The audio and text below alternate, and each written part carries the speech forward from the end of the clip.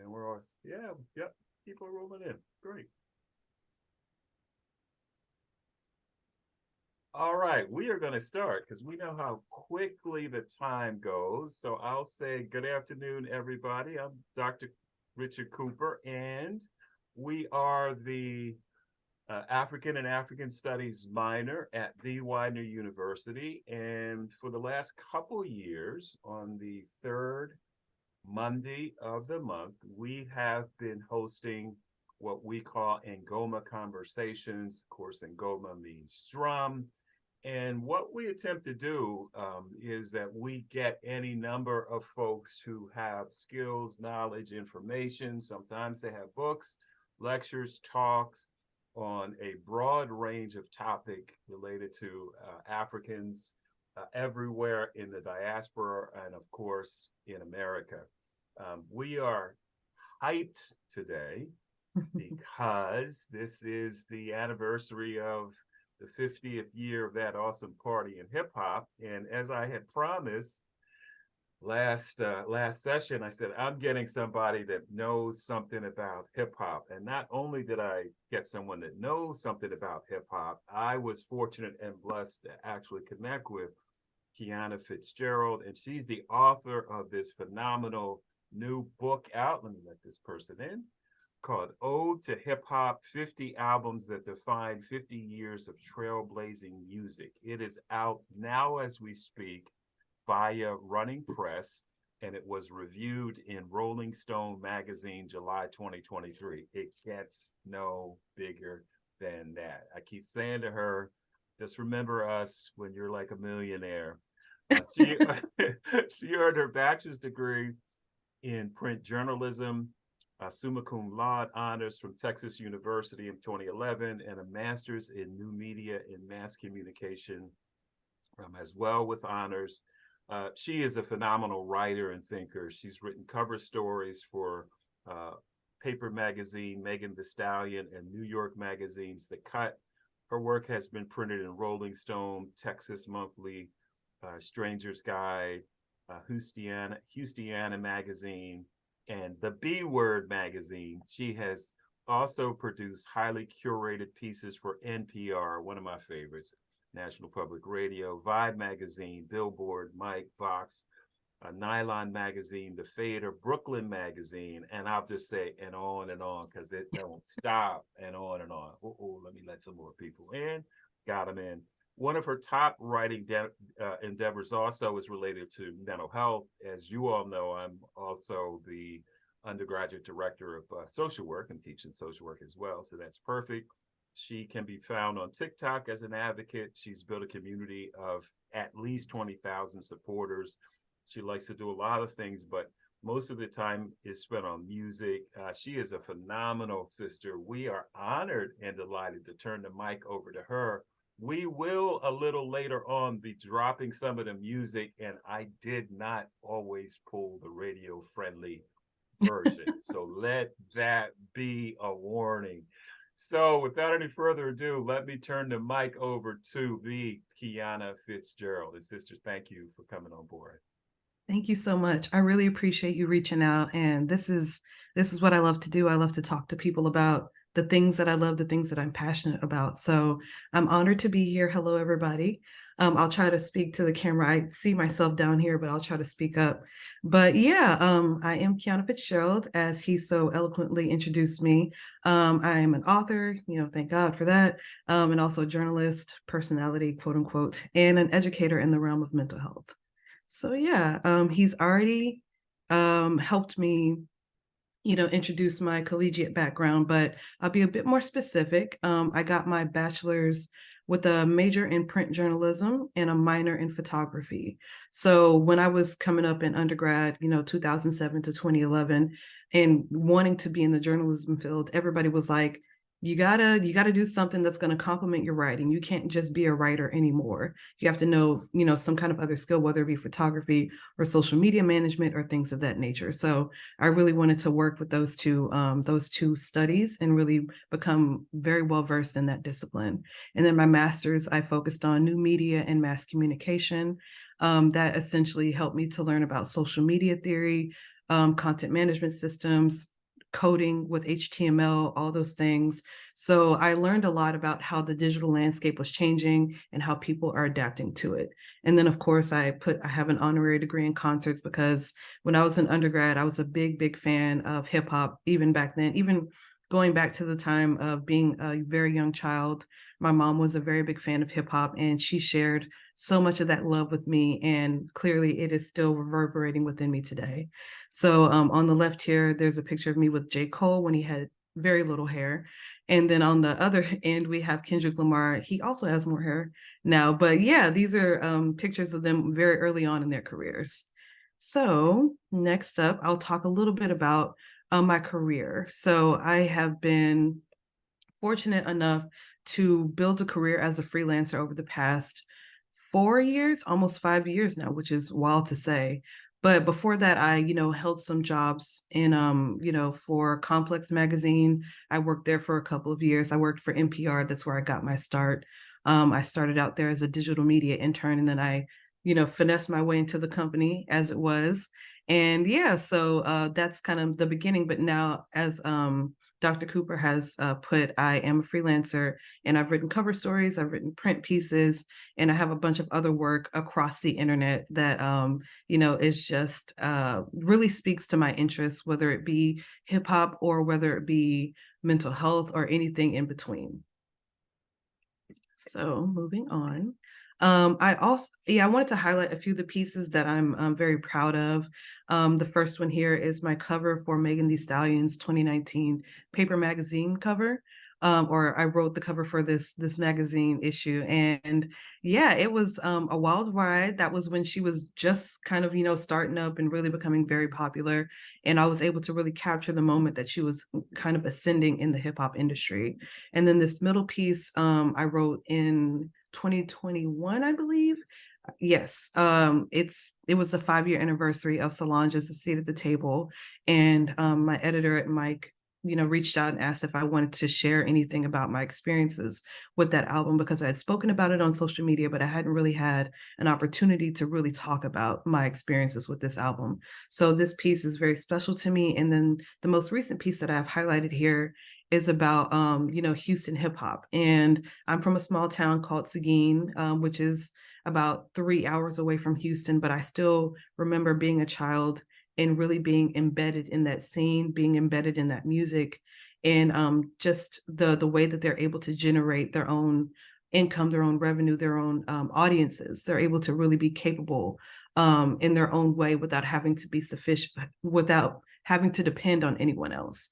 And of course, with labels and deals and things like that, things become a bit more easier to reach the masses. But Houston specifically, and Texas rap in general, are both really dependent on, just being able to be independent. And these are just a few articles that I've been the subject of, which has been a strange turn of events for me because I really am interested in telling other people's stories. And as I move and progress throughout my career, I'm learning that I have a story to tell as well. So I am using TikTok, as we spoke about earlier, to really share my experiences with bipolar type 1. If you're unfamiliar with that, it is a mental condition in which you experience mania and depression. And mania for me looks like becoming very euphoric, very excited about life, just really thrilled to be on planet Earth, even with all the things that are going on. So I just become very hyped and very ramped up. And then I eventually, tumble into psychosis and I have to be hospitalized.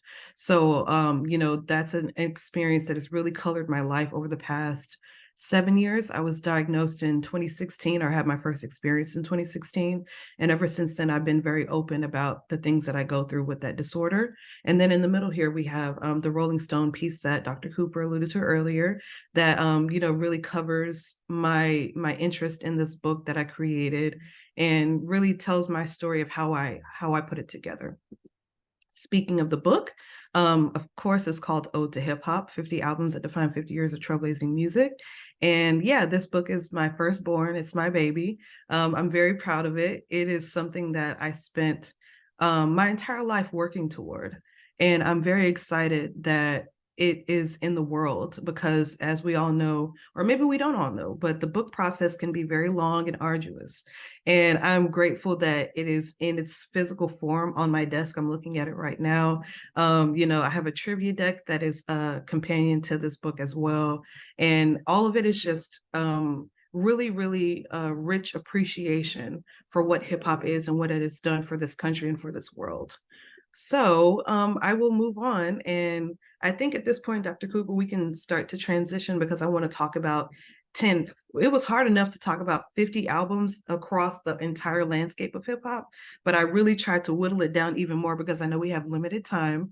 So these are the 10 albums that I feel are, again, subjective. Everybody has their own opinion, and I would love to hear them all, but I think they are still definitive and representative of what hip hop is. And I'm sorry the sun is coming into my face. I'm trying to focus, but yeah, Dr. Cooper, if you would like to play the first song, or if you have anything you want to help us segue into. Yes, so if you will turn off your share screen, Yes, of I will course. flip into mine. Let's see if we can get the party Oh. started. All right, and then I'm going to bring mine up, the first one. The first one, which was a solid pick, in my opinion, but it's your show. Wait a minute, share screen. Bada boom. You know what? Why don't we just play a little, and then you tell me when to pause. Wait a minute. Sure. Let me let somebody in. All right. What it takes? Cause I'm Curtis Blow, and I want you to know that these are the breaks.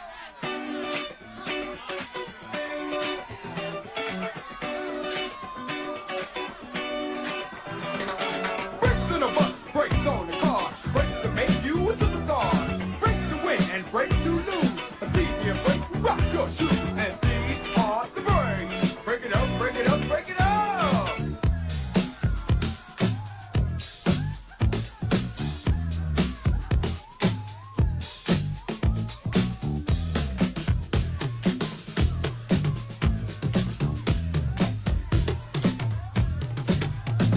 If your woman steps out with another man, and she runs off with him to Japan, and the IRS says they want to chat, and you can't explain why you paid your tax, and Ma Bell sends you a whopping bill with 18 phone calls to Brazil, and you borrowed money from the mob, and yesterday you lost your job. Well, these are the breaks. Break it up, break it up, break it up. All right. Yes.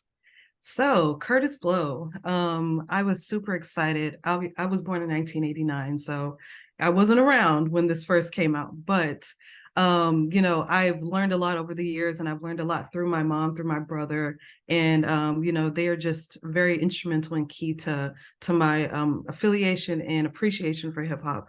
So I learned a lot through them about Curtis Blow, and I learned even more doing my own research. And yeah, he was the first rapper to sign a major label deal. And this song was it's a funny story how he was able to get from point A to point B in his career. So he really started out with Christmas rapping, which was, the single that was really his foray into hip hop. And then the label was like, well, if this is successful, you can do another song. And if that song is successful, then you can make an album. And the second song was The Breaks. And it sold 840,000 copies, making it the first certified gold rap song. So it was a big deal. And not only that, it really, Curtis Blow said that the concept was created as a tribute to all the breakers and all the people in the South Bronx and Harlem and everywhere that really was, at the foundation of hip hop. And he wanted to do a tribute to the breakers so they could get down and do their thing. And yeah, so that song I think really speaks to that album.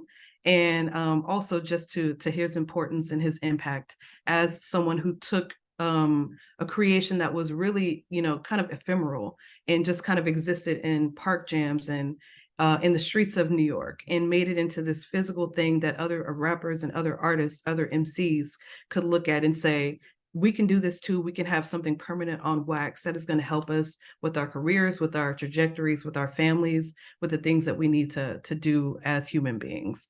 So yeah, that's a little bit about Curtis Blow. I had a great time with this album. It's very good natured, very fun, very humorous, and it was a blessing to be able to venture back into the past as someone who was born a bit later. So yeah. So next up, if you would like to cue it, or I can introduce it. All right, here we go.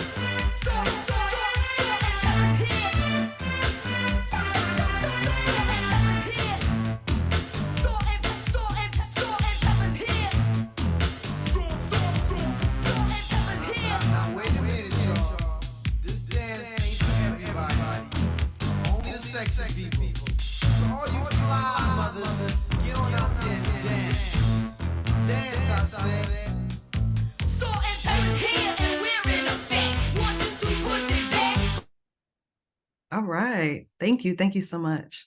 So Salt-N-Pepa, the album that I highlighted by them is their first, Hot, Cool, and Vicious.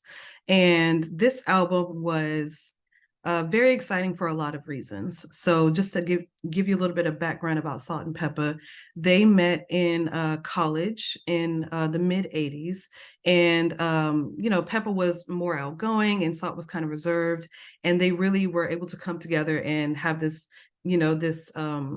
this beneficial relationship, this symbiotic relationship.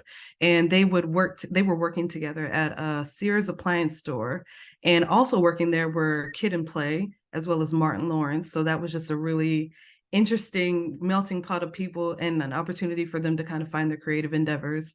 And yeah, they ended up, they started really with, I believe it's called The Showstopper, which was their reaction to Dougie Fresh and Slick Rick's The Show. And from there, they had their name out in the streets. People were aware of who they were. They were starting to kind of bubble up in their region. And eventually they were able to get to a label. It wasn't very easy because, women in hip hop, it's always been a thing of kind of trying to find your own way. But when they did get to a label, they were able to produce an album, and Push It was actually not on the first printing of this album. It was remixed by a DJ, a San Francisco DJ named Cameron Paul, who has passed away. But he, as the story goes, he remixed it to what we know today. But there's a little contention about how much he really remixed it and what version ultimately ended up on the next pressings of this album. But at the story aside, this song became a very, very huge part of Salt-N-Pepa's career, even though they weren't really feeling it at first. They thought that it wasn't hip hop enough. They didn't think it was hard. They thought it was too pop. And they were worried about their, how they would be, perceived as hip hop artists. But now it's become, a song that won't quit. And it's one of the most exciting songs in hip hop history, in my opinion. So yeah, I love this song. I love Salt-N-Pepa, and I appreciate all that they've done, not only for themselves, but for the women MCs that came after them.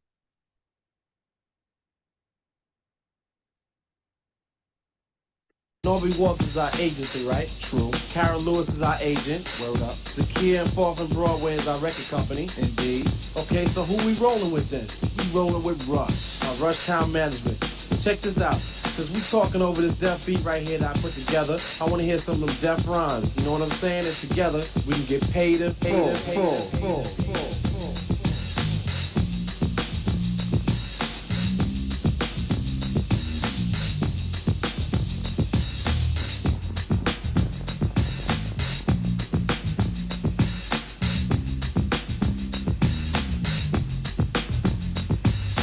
Thinking of a master plan. Cause ain't nothing but sweat inside my hands. So I dig into my pocket, all my money spent. So I get deeper, but still coming up with lint. So I start my mission, leave my residence, thinking how could I get some dead presidents. I need money. I used to be a stick-up kid, so I think of all the devious things I did. I used to roll up, this is a hole up. Ain't nothing funny, stop smiling. You still don't nothing move but the money. But now I learn to earn cause I'm righteous. I feel great, so maybe I might just search for a 9 to 5. If I strive, then maybe I'll stay alive. So I walk up the street, whistling this, feeling out of place, cause man do I miss a pen and a paper, a stereo, a taper. Me and Eric being a nice big plate of fish, which is my favorite dish. But without no money, it's still a wish. Cause I don't like to dream about getting paid, so I dig into the books of the rhymes that I made. So now to test to see if I got pulled, hit the studio, cause I'm paid in full. All right, another great track.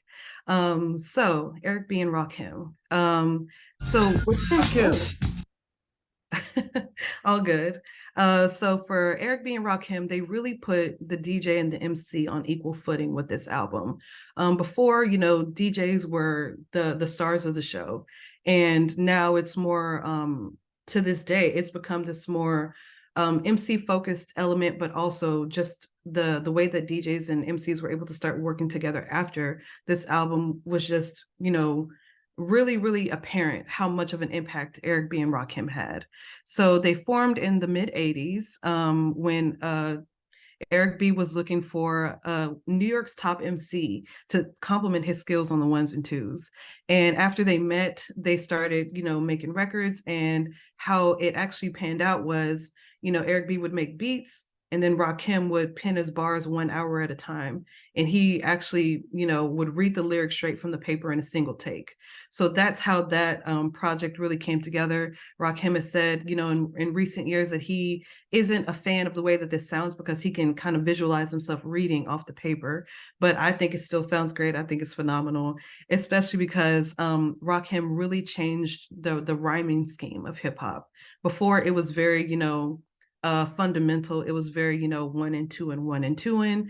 And after Rakim, it became something that was like, there were internal rhyme schemes. There were multisyllabic rhyming patterns with this tone that he had that really made him set himself apart from anybody else that had come before him. And, you know, we can hear projects these days where people are sounding just like him. I know that I, as someone who wasn't familiar with the original until later in my life, I've heard artists like Lil Wayne to Bun B and Zero from Houston to Eminem all sample this song and this album and really work in a way that is paying homage to Eric B and Rakim because of the impact that they had. So yeah, this project I think is incredibly important because of not only the poetic internal rhymes that Rakim was able to employ, but also just because of the partnership that he had with Eric B and how that kind of shifted the groundwork of hip hop. So yeah, I love this project too, obviously.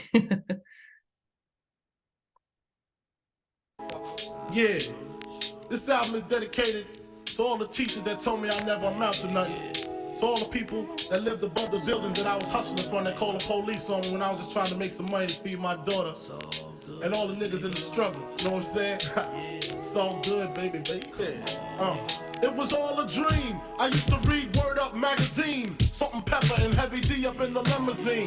Hanging pictures on my wall. Every Saturday, rap attack Mr. Magic Molly Mall. I let my tape rock to my tape pop. Smoking weed and bamboo, sipping on private stock. Way back when I had the red and black lumberjack with the hat to match. Remember rapping Duke? The hard, you never thought that hip-hop would take it this far. Now I'm in the limelight cause I rhyme tight. Time to get paid, blow up like the world trade. Born sinner, the opposite of a winner. Remember when I used to eat sardines for dinner? Peace to Raw G, Brucey B, Kid Capri. Funk Master Flex, Love Bugs, crib, same number, same hood. It's all good. And if you don't know, now you know, nigga. You know very well who you are. Don't let 'em hold you down. Reach for the stars. You have a goal, but not feminine. 'Cause you're the only one. I made the change from a common thief to up close and personal with Robin Leach. And I'm far from cheap. I smoke soap with my peeps all day. Spread love, it's the Brooklyn way. The Moet and Alizé keep me pissy. Girls used to diss me. Now they write letters cause they miss me. I never thought it could happen, this rapping stuff. I was too used to packing gats and stuff. Now honeys play me close like butter play coke. From the Mississippi down to the East Coast. Condos in Queens, indo for weeks. Sold out seats to hear Biggie Small speak. Living life without fear. Putting 5 carats in my baby girl ear. I was in my mind. I was already going to the next bar. But yes, so the Notorious B.I.G. He is somebody that is seen and revered today as one of hip-hop's leading voices. Even, you know, after his passing, he's seen as somebody who's incredibly crucial to the hip hop scene, as we all probably in this room know. And yeah, so he was someone who was very much invested in the hip hop scene as early as he could be. And, you know, he came across, you know, Sean Diddy Combs, and that was pretty much it. He signed a Bad Boy, you know, in so many ways. There was some stuff that he was on Uptown Records, and then he shifted over to Bad Boy, but you know, that's a more complex story for another day. But yeah, he's somebody that really spoke a lot of truth about his experiences, and all MCs do that in some variation. But I really feel like Biggie took it to another level, especially because when he put this album out, hip hop was a lot of it was centered over the West Coast at this time. So, you know, we have the Dr. Dre's and the Snoop Dogg's who were experimenting with their own brand of gangster rap known as G-Funk. And then with this album, the Notorious B.I.G. really placed hip hop back over the East Coast. So I think we're starting to run a little bit low on time, so I'm going to speak a little bit more concisely. But yeah, this album really, yes, this album really says, it speaks to the experiences of a young man growing up in the area that he did and experiencing the things that he did and not, you know, biting his tongue about anything. So yeah, this project is obviously critically acclaimed, commercially acclaimed, and still stands the test of time today. I'll play shorter clips. The DJ Oh, will sure. play. I've been like Bob in my head, but I'll play shorter clips.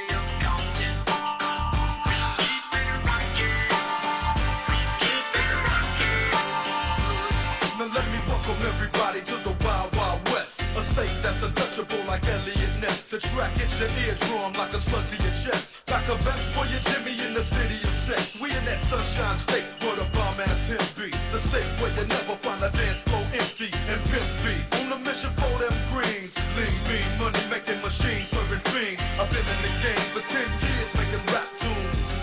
Ever since Honeys was wearing Sassoon. Now it's 95 and they clock me and watch me diamond shining. Looking like a Rob Liberace. It's all good from Diego to the Bay. Your city is the bomb if your city making pay. Throw up a finger if you feel the same way. Straight putting it down for California, yeah. All right. Sorry, there's a bit of landscaping going on outside. Hopefully you can't hear that. But yeah, Tupac, a natural poet, a trained actor, and someone who really took those elements of his background and embedded them into what he did as a hip hop artist. So this album, came after a few others. And I want to say this is really when Pac hit his peak commercially. But, it also was, it was a double album. My mom had this album. I remember writing and listening to it in the car. And it was really more celebratory than the previous albums that he had put out. There's still a lot of reflection, a lot of deep thinking. And, this project really took it up a notch in terms of how Pac wanted his life to be represented on wax. So, as we all know, the beef between him and Biggie and Bad Boy Records really hit its peak around this time. And he passed away not too long after this, if I'm not mistaken. So this album really was kind of a foreshadowing in a sense of, he was always very, very invested in mortality, as was Biggie. They were, the names of their albums say it all. But yeah, they both were very interested and invested in investigating how mortality affects us as human beings and how they affect our experiences and our interpersonal experiences. So, not only was he, deeply invested in the poetic reflections, he was also invested in catering to women and catering to the club and all these other facets of hip hop. So, Pac was one of one, and he's somebody that my mom was a very big fan of. She was a big fan of Biggie as well. I didn't mention that. But yeah, that's how I learned about these artists, was through her. So, she was someone that that knew that hip hop was really starting to take form around the 90s. And she brought us along for the ride. So I'm thankful for her to that. So yeah, next song.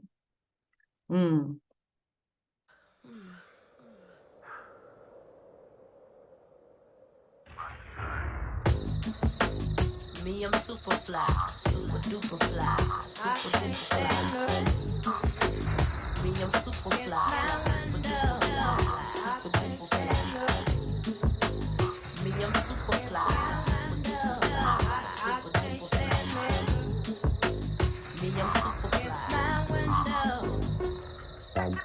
When the rain hits my window, I take in me some, me and Timberland, ooh, we sang a jangle. We so tight that you get our styles tangled. Sway your do-si-do like you loco. Can we get kinky tonight like Coco? So, you wanna play with my yo-yo? I smoke my on the D-Lo.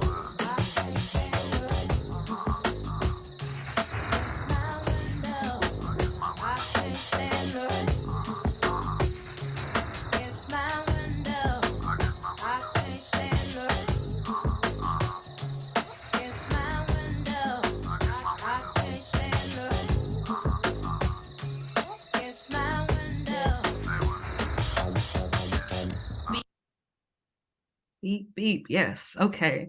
So Missy Elliott, this album was actually the very first one, the first chapter that I wrote for the book. It was my sample chapter, and I couldn't have chosen a more representative album that reflects how I see myself as a Black woman.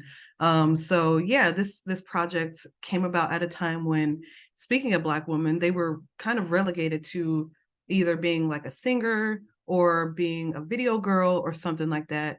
And Missy really came into the picture and said, I want to do what I want to do. I know that I'm a woman of a certain size, but I'm going to wear what I want to wear. I'm going to dance. I'm going to, show you all the elements of my personality, every facet of who I am. And she does this throughout this album. Missy is, again, a one of one. I think pretty much all of these acts, I could say the same about them. They're all one of one.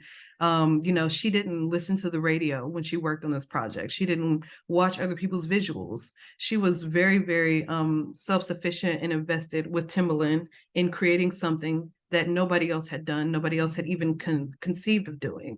So yeah, this project, another that I grew up listening to, another that my mom was a very big fan of. And, from her visuals to her own kind of poetic, but still radically inventive rhyme schemes and the way that she presents her concepts, just innovative in every sense of the word. And, you know, she was unafraid to explore like her sensuality, her vulnerability, her campy nature, all of the things that really go into making Missy Elliott the artist that she is. She explored on this album and through the albums that came after this. And all of her studio albums are certified platinum, which is really crazy. But yeah, she's an extreme talent, and I'm just so grateful to be a witness to the things that she has done in her career so far.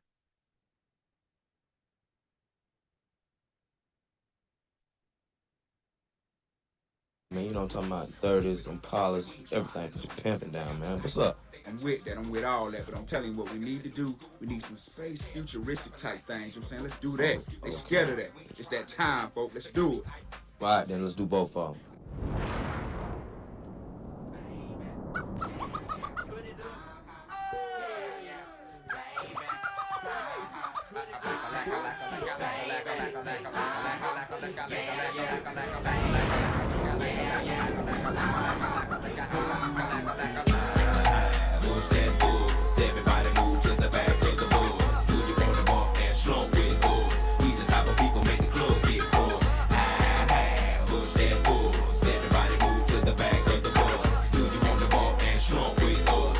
Type of people made the club get full. Many a day has passed, the night has gone by, but still I find the time to put that bomb off in your eye. Total chaos for these playoffs. So we was absent, we're taking another route to represent the dungeon family like Ray Day. Me and my decide to take the back way. We step in every city, then we headed to that back cave. ATL, Georgia, what do we do? Fall, yeah, bulldogging like them Georgetown Hawkins. Boy, you kinda silly, think my room is sitting pretty, doing donuts while you suckers like them circles are runs.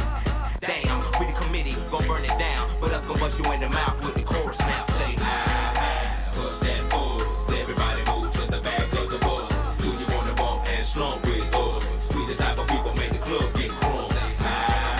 Push that force. Everybody move to the back of the bus. Do you wanna bump and slump with us? We the type of people make the club get crunk. Yes, another great song. So Outkast, when this album came out in 98, the group was about 3 years removed from a very career-altering night. At the 95 Source Awards, they won Best New Artist, and they were not exactly welcomed with, you know, gratitude and appreciation and support. And a lot of that had to do with the East Coast, West Coast rivalry that was really brewing at that time. So when they got on stage and they were accepting their award, they were met with boos and jeers. And, you know, Andre 3000, they both spoke, but the part that, yes, everybody is right, they're definitely underrated, especially Big Boy. But yes, the night really was capped off by Andre 3000 saying, you know, the South has something to say.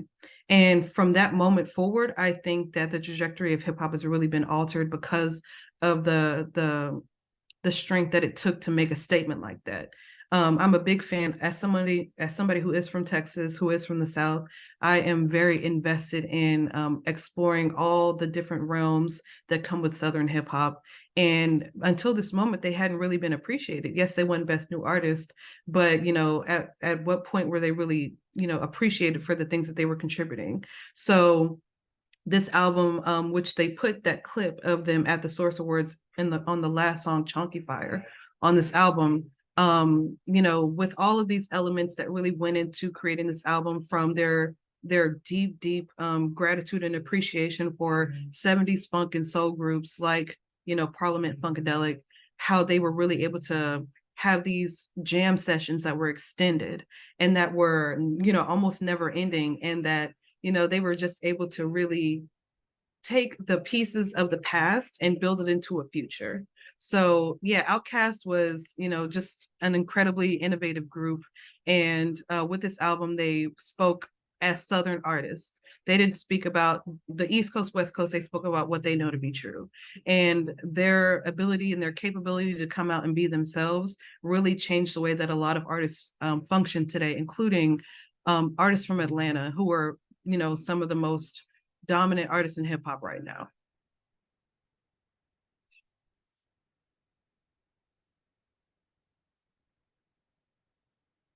This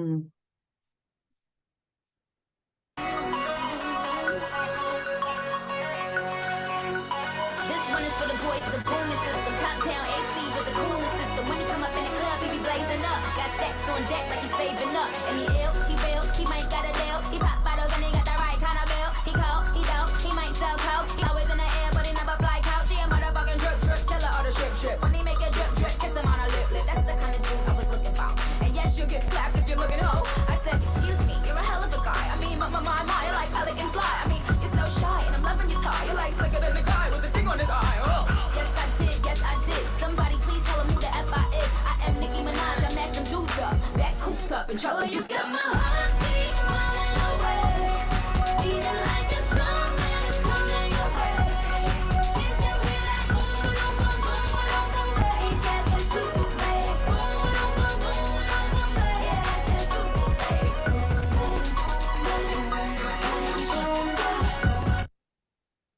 All right, so we're starting to see the shift in sound and concepts in hip hop, and Nicki Minaj is another act who really took her experiences and transformed them into what she wanted them to be. So when Nicki came about, as we probably all remember, or maybe some of us don't, but I'll remind you now, Nicki was kind of an artist who didn't have a lot of competition, so to speak. There were other women MCs definitely at that time, but in terms of mainstream dominance and competitive, allyship, she wasn't really seeing a lot of other people that she considered to be in her lane. And that openness, that open field allowed her to really become, the icon that she is today. And not only is she an icon, she really represents for a generation of listeners and fans who didn't have anybody to look up to at that time. And, she said that, when she made this album, she realized that not everybody was going to understand her. Not everybody was going to, see her for the artist that she was, but she knew that the door would be kicked open for future MCs that are women and people of every kind of background specifically. But yeah, she was invested in hip hop and the arts from a young age. And she really took this album and just kind of skyrocketed from where she was already coming from. She, had been on the Monster song by Kanye West shortly before this album was released. And that song was huge. I know so many people who know her entire verse, which is over 30 bars from front to back. And, she really just represented for women MCs at a time when there was just kind of like a lack of representation. And, of course she was influenced by, Lil' Kim, Foxy Brown, the people that came before her. But as far as this moment in time, nobody really was able to compete with her. And I think that's why, she is the very, very ambitious woman that she is today, because she knows that she did something that helped a lot of people. She didn't mind being a weirdo. She didn't mind people not understanding her because she wanted to open that door for other artists.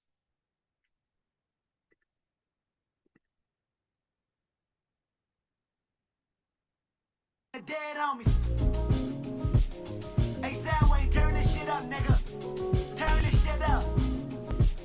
Soundwave, turn this shit up, nigga. Tell me who the bitch nigga hating on me. Jumping on my dick, but this dick ain't free. To Pimp a Butterfly, another classic CD. Ghetto lullaby for everyone they MC. Blah, blah, blah, blah. Nigga, not R.I.P. My diligence is only meant to write your eulogy.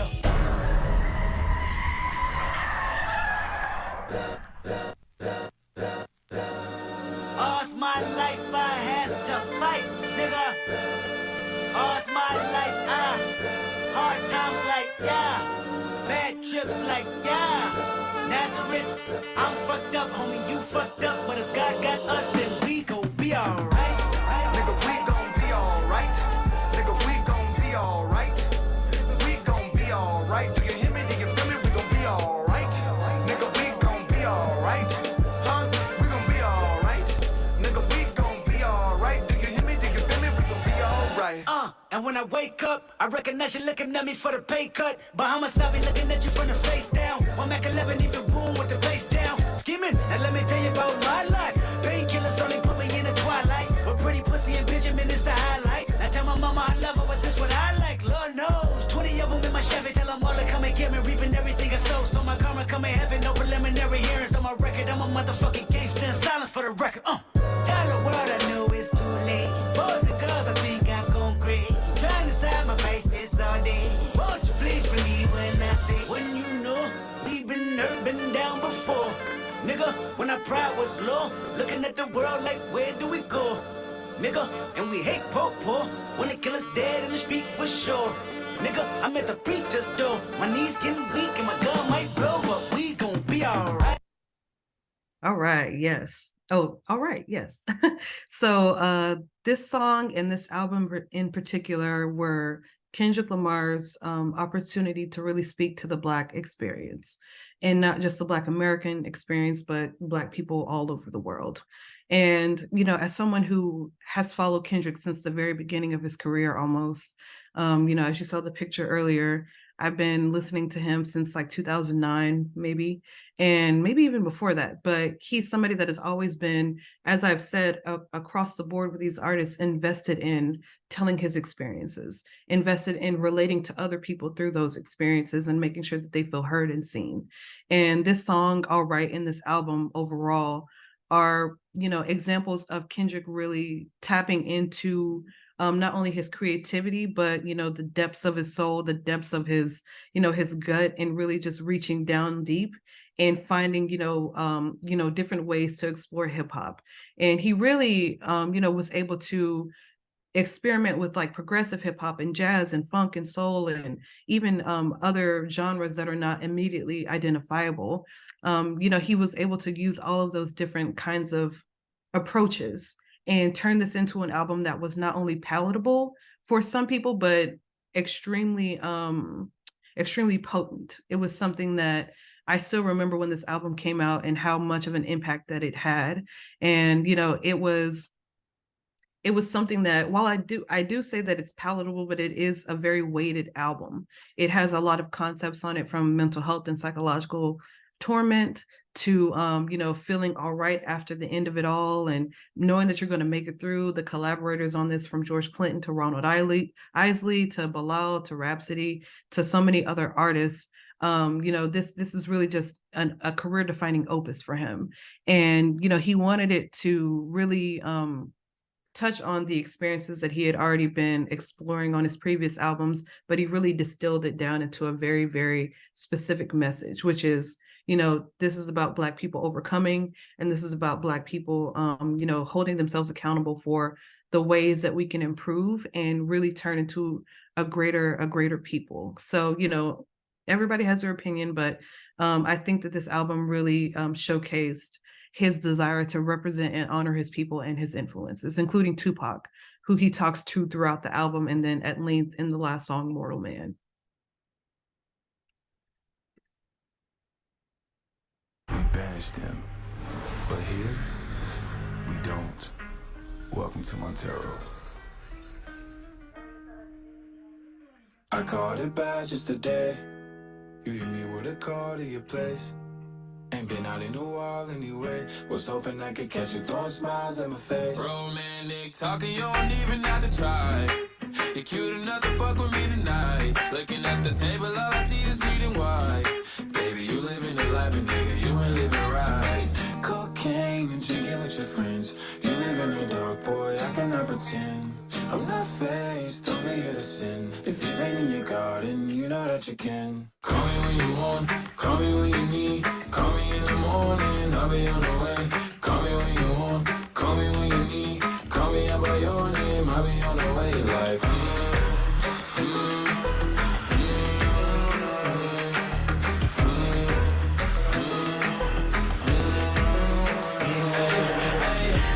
I wanna sell what you're buying. I wanna feel on your ass in the wire. I want that jet lag from fucking and flying. Shoot a shot in your mouth while I'm riding. Oh, I mean, a sign of the times every time that I speak. A dime and a nine, it was mine every week. What a time and a climb, God was shining on me. Now I can't leave, and now I'm making hella Italy. All right, Lil Nas X. So he is someone that works outside of conventional boxes for sure. And I think that I wanted to include this because I really wanted to show the full scope of hip hop and how far it's come. And, you know, 50 years ago or 40 or 30 years ago, we wouldn't have heard an artist like him on the radio, on the TV. We wouldn't have seen it. We wouldn't have heard it. And what he did with this album and with this single in particular is he really forced a lot of people to acknowledge that there are different ways of life and living. And, this album may not be everybody's cup of tea, or it may be everybody's, favorite album of the past 10 years. I don't know. But I think that this project really said a lot about, just the progression of hip hop and how far we've come. And, even in researching this book, I came across so many albums and songs where the F word was being used liberally, left and right. And it was like, wow, that was a lot to handle.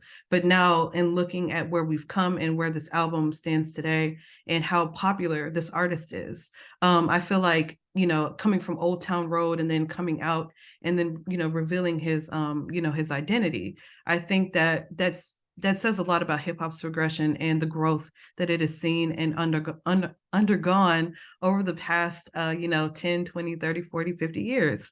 So yeah, I think hip hop today is in a very different place, obviously, than it was before, but I'm excited to see where it goes, especially contemporarily. We have a lot of women MCs coming to the fold, and I just can't wait to see where things happen and things go in the next 50 years.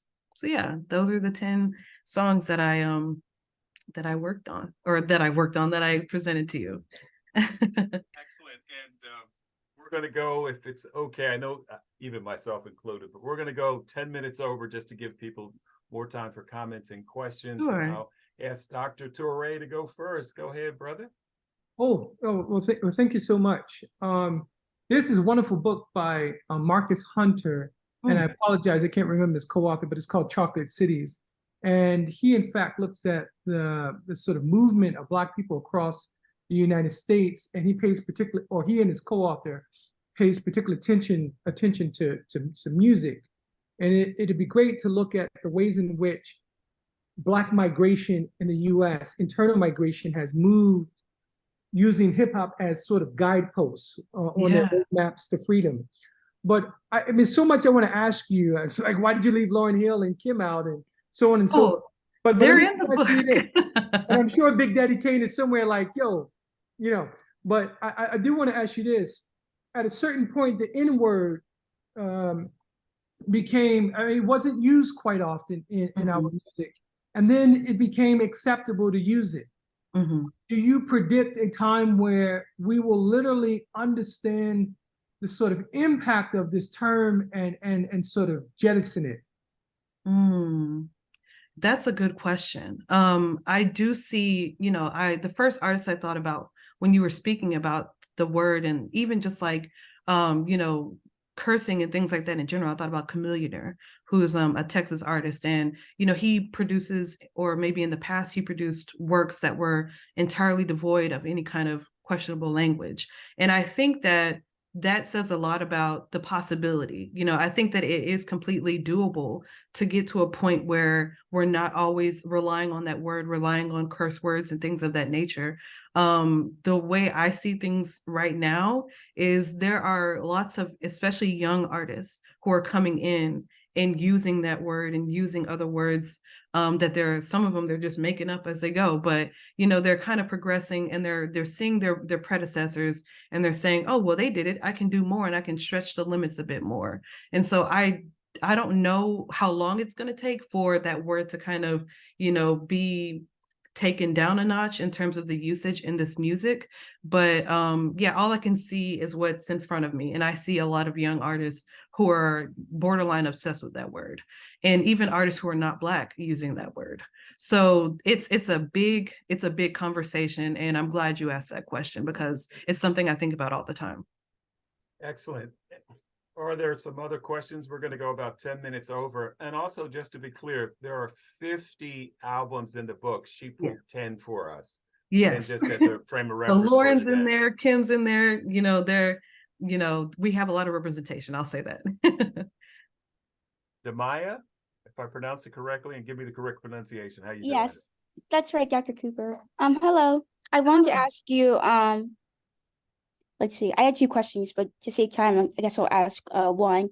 I'm a communications major studying to journalism, so you definitely inspired me for today. What's your thoughts in being a Black woman for journalism? Oh, great question. Oh my goodness.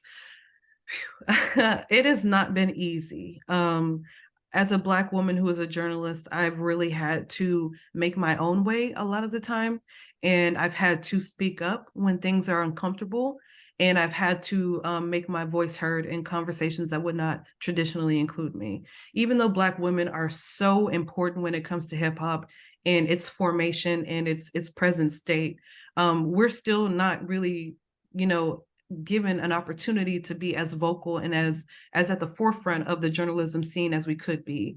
I'm thinking about, you know, when I was at Complex, my coworker, my co-writer was an older white man, my supervisor was a white man, and my supervisor over him was a white man. So it was very interesting, that dynamic of, you know, kind of balancing this respect for them, but also being like, I know more than you do. So how do I rectify that?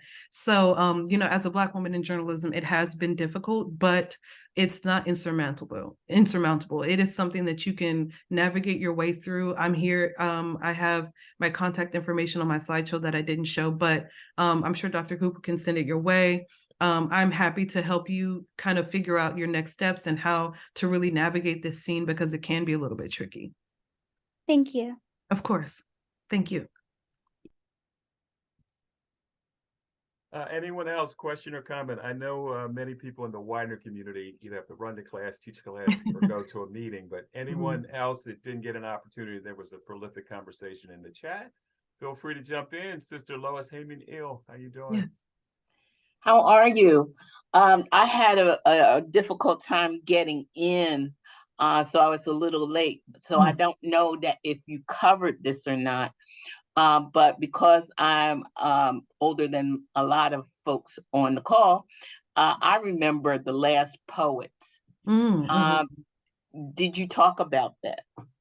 Oh, I did not. But I do understand the significance, and I do understand the very, very significant impact that they had. And I wish I could have, you know, like the book can only be so long. So, you know, I had limited space, but please believe me when I say that the respect is there, and I do appreciate you asking about it.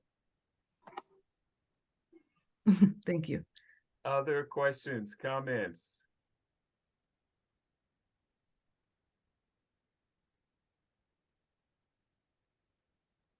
Hi, this is Dr. Hall. I just want to say you did a great presentation, honestly. I did put it in the chat, but it was fabulous. I'm looking forward to reading your book. So this is my question. Do you Yes. think it's going to be on audio? This is what happens when you get older. You don't want to read books. You just want to listen to them. Sorry, no offense. But do you think it'll be on Audible? But if not, I will go buy it because I see it on Amazon. Yeah, I think if it will be available as an audio form, I think that that's something that I'll have to get with the publishing company about, because they wanted to include that with the contract that I signed. And I was like, oh, that's a lot more work. So I think eventually we will get to that point, especially because I have had people ask about it. So I am very, very hopeful that that will be something that will come into the fold sooner than later. Okay, awesome. Well, I wish you well. Thank you. Thank you so much. You're welcome.